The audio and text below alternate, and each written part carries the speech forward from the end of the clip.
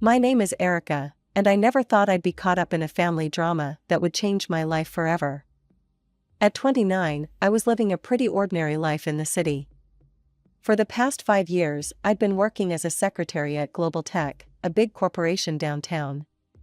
It wasn't glamorous, but it paid the bills for my small rented apartment. Weekends were my escape. I'd throw myself into dance classes, losing myself in the rhythm and forgetting about the pile of paperwork waiting for me on Monday. It wasn't much, but it was my life, and I was content. Family, though? That was complicated. I had a younger sister, Emily, who'd always been the golden child.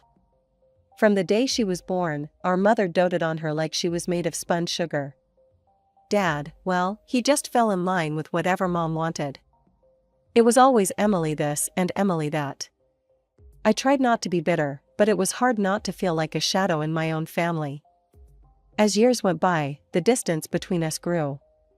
Phone calls became less frequent, visits even more so. I'd see pictures on social media of family gatherings I wasn't invited to, Emily always front and center, beaming with our parents. It stung, but I told myself I was better off focusing on my own life. That's why I nearly dropped my phone when Mom's number flashed on my screen one Tuesday evening. I hesitated before answering, bracing myself for whatever drama might be on the other end. "Erica, it's your mother," her voice crackled through the speaker. "Hi, Mom," I replied, trying to keep my tone neutral. "Is everything okay?" "Your father wants to see you," she said, cutting straight to the chase. "Can you come to the house this weekend?" "Saturday at 2 p.m. Don't be late." And with that, she hung up. I stared at my phone, a mix of emotions swirling inside me. What could be so important that Dad wanted to see me after all this time? Part of me wanted to ignore the invitation, to protect myself from inevitable disappointment. But curiosity won out. I'd go, if only to find out what was going on. As I stood outside my parents' expensive home that Saturday, I took a deep breath. The house looked the same as always, a monument to my parents' success and a reminder of the life I'd never quite fit into. I rang the doorbell, half expecting no one to answer, half hoping no one would. The door swung open, and there stood my mother, her face a mask of polite indifference. "You're here," she said, stepping aside to let me in. "Everyone's in the living room." Seated in the plush living room were my father, looking pale and drawn, my sister Emily, and her husband, James. The atmosphere was tense, thick with unspoken words and hidden agendas. I perched on the edge of an armchair, feeling like an outsider in my own family home. Up close, I could see how ill Dad looked. His skin was pale, almost translucent, and his eyes seemed sunken. A chill ran down my spine as I realized this wasn't just a casual family gathering. "I've got something to tell you all," Dad continued, his gaze sweeping across the room. I'm terminally ill. The doctors say I don't have much time left." The words hit me like a physical blow. I gasped, tears springing to my eyes. Despite our strained relationship, I loved my father. The thought of losing him was unbearable. "Daddy," I choked out, reaching for his hand. He squeezed mine weakly, a sad smile on his face. Emily let out a dramatic sob, burying her face in her husband's shoulder. Mom sat stone-faced, her lips pressed into a thin line. I wondered how long they'd known, how long they'd kept this from me. "There's more," Dad said, his voice growing stronger. "I've made some decisions about my will." The room fell silent. Even Emily's sobs quieted as everyone leaned in, listening intently. "Mary," Dad said, looking at Mom, "you'll get the apartment in the city." Mom nodded curtly, as if this was expected. "Emily, the house will be yours." My sister's eyes lit up, a smile breaking through her tears. Then Dad turned to me, and I saw a determination in his eyes I'd never seen before. "Erica, I've decided to leave you my savings. All of it. $800,000. For a moment, I couldn't breathe. $800,000? It was more money than I'd ever dreamed of having. But more than that, it felt like acknowledgement, a way of making up for years of being overlooked. The silence that followed was deafening. Then, all hell broke loose. Emily jumped to her feet, her face contorted with rage. "Dad, that's not fair. Eric is barely even part of this family anymore." "She doesn't deserve it," Mom hissed, glaring at me as if I'd somehow orchestrated this. "John, you need to exclude her from the will. Now." I sat there, stunned, as my mother and sister railed against me. And then Dad slammed his fist on the coffee table, the sound echoing through the room. "Enough," he roared, his face flushed with anger. "This is my decision, and I won't change it." Turning to Mom, his eyes blazing, he continued, "I've been under your influence for far too long, Mary. I've neglected Erica because of you, and it ends now." The room fell silent once more. I stared at my father, seeing him in a new light. For the first time in my life, he was standing up for me. Dad turned to me then, his anger melting into sorrow. "Erica, can you ever forgive me? I've been a terrible father to you." Tears streaming down my face, I moved to him, wrapping my arms around his frail frame. "I forgive you, Dad," I whispered. "I love you." We held each other for a long moment, years of hurt and misunderstanding flowing away. When we finally separated, Dad looked exhausted. "I need to rest now," he said, slowly getting to his feet. "Erica, thank you for coming." As Dad left the room, the atmosphere shifted palpably. Mom stepped forward, her face a mask of barely contained fury. "Listen here, Erica. You need to do the right thing and give up your share of the inheritance." "No," I said, my voice stronger than I felt. "I won't give it up. Dad wants me to have it, and I'm respecting his wishes." Emily's face contorted with rage. She stepped closer, her finger jabbing at my chest. "You'll regret this, Erica. Mark my words." Over the next 2 weeks, my phone buzzed constantly with messages from Mom and Emily. Each one demanded I give up the inheritance, their tone growing increasingly hostile and threatening. I ignored them all, focusing on work and my dance classes, trying to find some semblance of normalcy. Then, on a gray Tuesday morning, I got the call I'd been dreading. Dad had passed away in his sleep. The funeral was a blur of black clothes and somber faces. Mom and Emily put on a show of grief, wailing dramatically and clutching each other. I noticed Emily wearing an obscenely expensive necklace and bracelet set, the diamonds catching the light as she dabbed at her dry eyes. After the service, we gathered at the house. I watched in disgust as Emily made a show of removing her jewelry, tucking it into her purse with exaggerated care. As the last of the guests trickled out, I gathered my things, eager to escape. That's when all hell broke loose.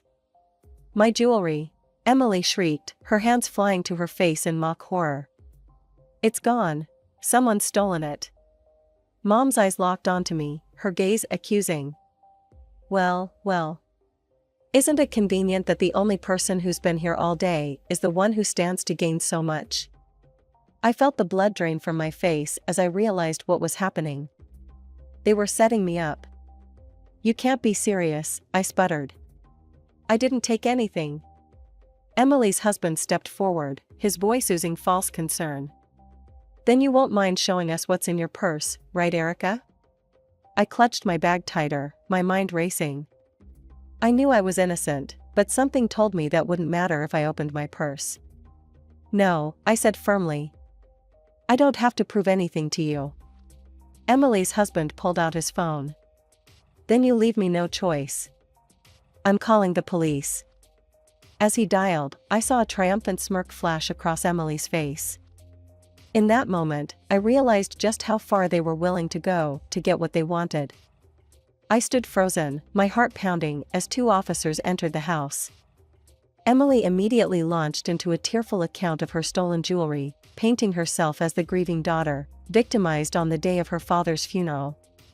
"Officers," Emily's husband said, his voice dripping with false concern, "we have reason to believe Erica may have taken the jewelry. She's refusing to show us the contents of her purse." The older of the 2 officers turned to me, his face impassive. "Ma'am, would you mind opening your purse for us?" I felt trapped, knowing that whatever happened next would not end well for me. With shaking hands, I opened my purse. The officer looked inside, and his expression hardened. "Ma'am, I'm going to have to ask you to come with us," he said, reaching into my purse and pulling out Emily's necklace and bracelet. The world seemed to tilt on its axis. "This isn't possible," I stammered. "I didn't take these. I'm being set up." But my protests fell on deaf ears. Mom and Emily launched into a tirade, calling me a thief, a liar, hurling insults that cut deeper than any knife.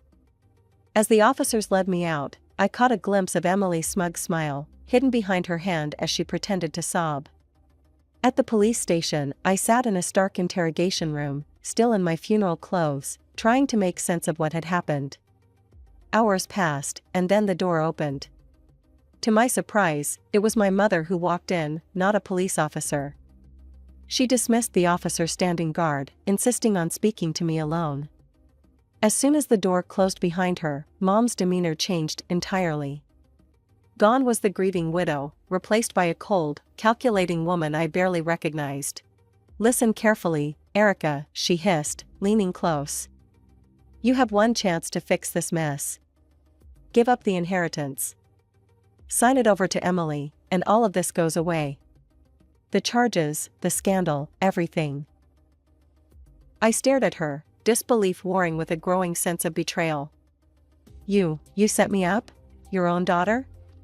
Mom's laugh was harsh and humorless. "Oh, please. You stopped being part of this family long ago. Now, you have a choice. Give up the money, or we'll make sure you go to prison. Think about it, Erica. A thief who stole from her own sister at their father's funeral? Your reputation will be ruined. You'll lose everything." I felt sick to my stomach, the full weight of their betrayal crashing down on me. "No," I said, my voice barely above a whisper. "I won't do it. I didn't steal anything, and I won't let you blackmail me." Mom's eyes flashed with anger. "You ungrateful little rat," she spat. "I hope you enjoy prison. Everyone will know what you did, stealing from your own family. You'll be nothing but a criminal, a disgrace." With that, she turned on her heel and left, slamming the door behind her. I sat there, stunned, tears streaming down my face as the reality of my situation sank in. I was released on bail later that night, stumbling out of the police station into the cool night air. My phone buzzed, a message from my boss at Global Tech. My stomach dropped as I read it. "Erica, I've heard some disturbing rumors. Until this situation is resolved, I think it's best you take some time off. Paid leave, of course. I believe in your innocence, but we need to protect the company's reputation. Take care." I leaned against the cold brick wall of the station, feeling my world crumbling around me. In the span of a day, I'd lost my father, been betrayed by my family, arrested, and now I was on the verge of losing my job. The next morning, I woke up with a renewed sense of purpose.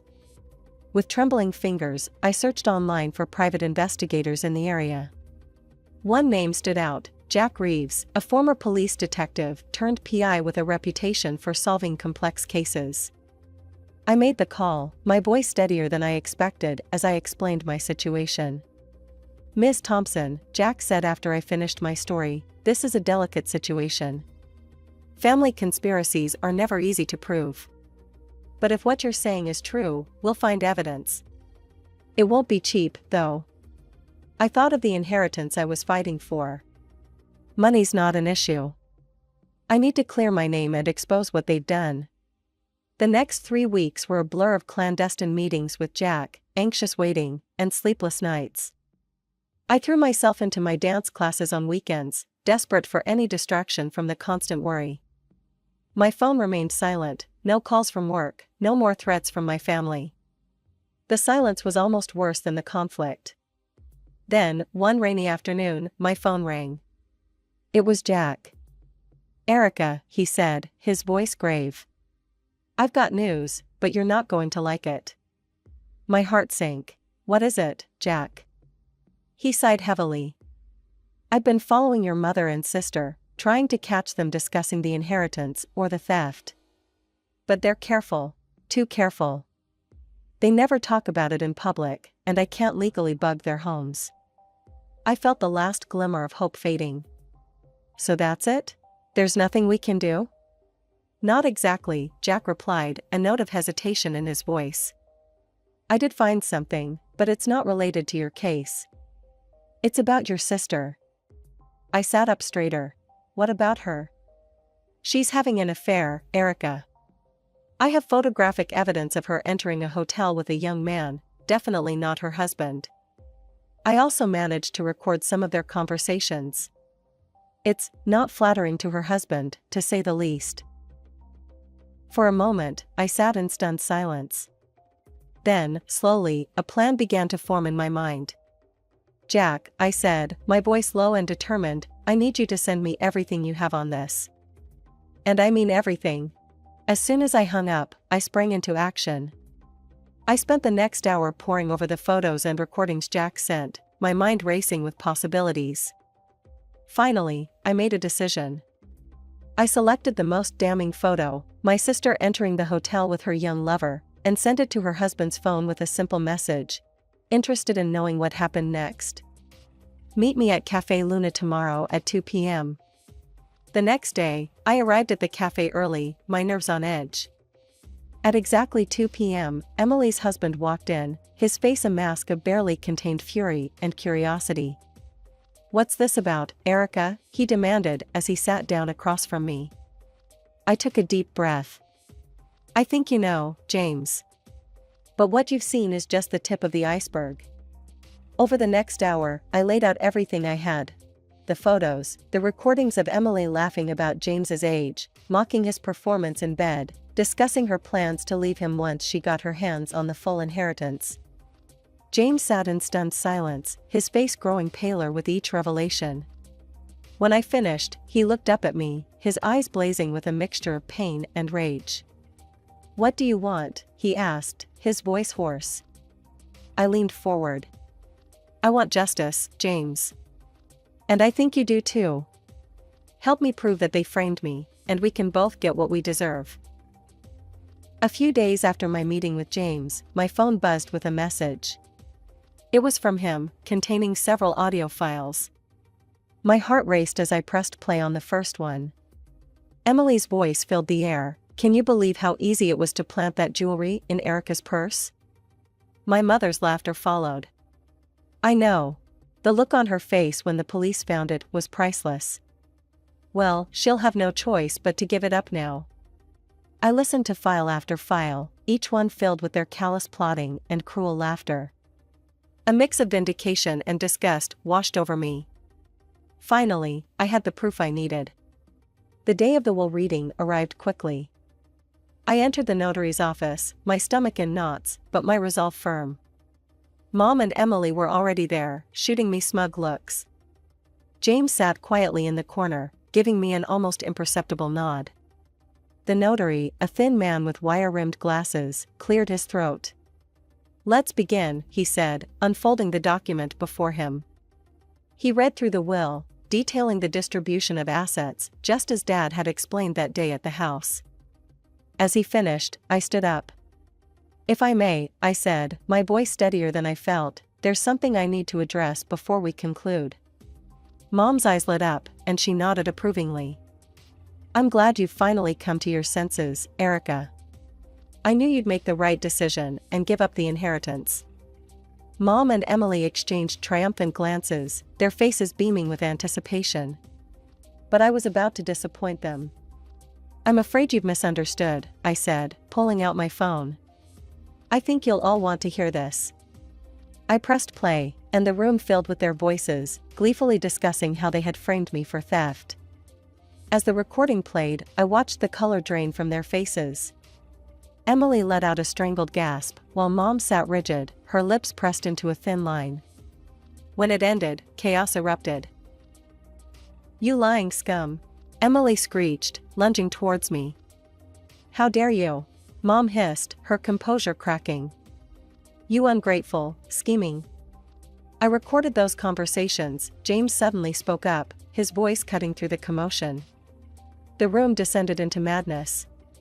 Emily was screaming at James, Mom was hurling insults at me, and I stood there, watching it all unfold. Silence. The notary's voice boomed, startling us all into quiet. This is a legal proceeding, not a circus. Everyone will calm down this instant, or I'll have you all removed. As the notary's words echoed through the room, a heavy silence fell. It was broken by James, who stood up abruptly, his face a mask of barely contained fury. Since we're airing dirty laundry, he said, his voice trembling with anger, I have something to add. He reached into his jacket and pulled out a photograph, slapping it down on the table in front of Emily. Emily's face drained of color as she stared at the image. It showed her entering a hotel with a man who was decidedly not her husband. I know everything, Emily, James spat. Your affair, your lies, all of it. I'm filing for divorce, and thanks to our prenup, you won't see a penny. You'll be paying me compensation for your infidelity. Emily's mouth opened and closed like a fish out of water, no words coming out. Mom looked between Emily and James, her expression a mix of shock and dawning horror as she realized their carefully constructed world was crumbling around them. Suddenly, the door to the notary's office swung open. 2 police officers walked in, their faces stern. Mary and Emily Thompson, one of them asked, though it was clear he already knew who they were. Mom and Emily looked up, tears streaking their faces. You're under arrest for false accusations of theft and attempted blackmail, the officer continued. You have the right to remain silent. Anything you say can and will be used against you in a court of law. As the police read them their rights and handcuffed them, I watched with a mixture of satisfaction and sadness. This was justice, but it was also the final nail in the coffin of our family relationship. I walked out of the office behind the police, watching as they put Mom and Emily into separate patrol cars. As the sirens faded into the distance, I felt a weight lift off my shoulders. It was over. Taking out my phone, I dialed a familiar number. Erica, my boss's voice came through, sounding concerned. Is everything all right? Better than all right, I replied, a smile in my voice. I can explain everything now. The accusations against me were false, and I have proof. I gave him a brief rundown of what had happened. As I finished, I heard him let out a low whistle. Erica, I'm so sorry you had to go through all that, he said, genuine sympathy in his voice. But I'm glad the truth came out. Listen, your job is still here whenever you're ready to come back. In fact, I'd be delighted to see you at work as soon as you feel up to it. The weeks following the confrontation at the notary's office were a whirlwind of legal proceedings and life-changing decisions.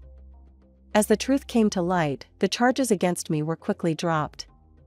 The relief I felt was indescribable, like a weight I'd been carrying for months suddenly lifted from my shoulders.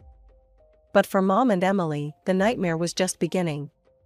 They faced charges of false accusation and attempted blackmail. The trial was swift and damning, with the recorded evidence leaving no room for doubt. In the end, they were found guilty on all counts. The judge, a stern-faced woman with piercing eyes, looked down at them from her bench.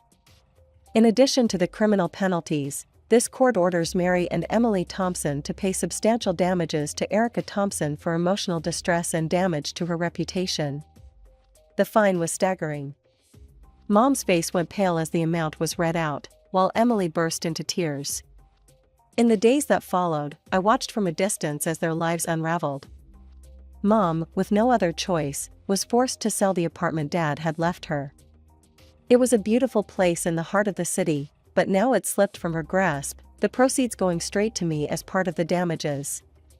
Emily's situation was even more dire. The house she'd been so smug about inheriting had to be sold to cover her part of the fine. I couldn't help but feel a twinge of satisfaction as I remembered her gloating face the day Dad announced his will. But Emily's troubles didn't end there. James, true to his word, filed for divorce. He demanded the compensation outlined in their prenuptial agreement for her infidelity. What little money was left from the sale of the house went straight to him. In the span of a few short months, Mom and Emily had lost everything. Their comfortable lives, their social standing, their financial security, all of it gone. They were left with nothing but the consequences of their own actions. As for me, I found myself in a position I'd never dreamed possible. With the inheritance from Dad and the damages from Mom and Emily, I had more money than I knew what to do with. After much thought, I decided to buy a beautiful apartment in a quiet part of town. It was everything I'd ever wanted in a home, spacious, bright, and most importantly, mine. The rest of the money, I invested carefully. I spent hours researching, consulting with financial advisors, and making prudent decisions. My goal was to ensure a steady income for years to come, to build the security that I'd always longed for.